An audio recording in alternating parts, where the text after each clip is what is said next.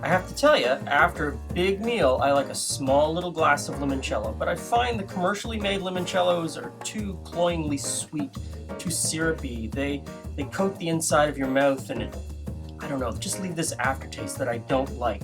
So I started making my own, and I found that it was really simple, and by making it myself, I could make it the way I wanted to drink it. So, here's what you're gonna need. 4 lemons, some simple syrup, and a high proof neutral grain spirit.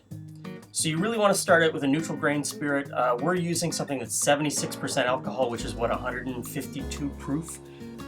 This will extract everything out of those lemon peels. So first up are the lemon peels. You want to peel off the 4 lemons.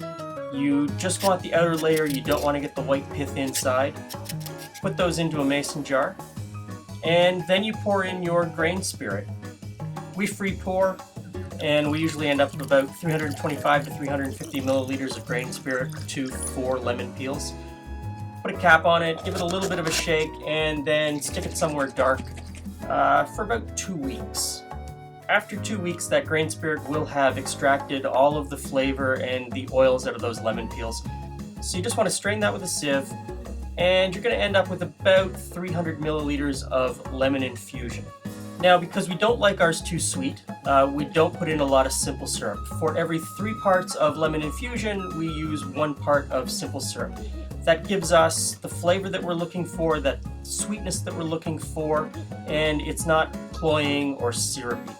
So we usually start with adding about 100 milliliters of simple syrup. Stir that in. As soon as you stir it in, the color is going to change. It's going to get cloudy. It's going to be a lighter color. Don't worry about that. Give it a taste, and if it's not sweet enough, maybe add a little bit more. If it's just right, perfect.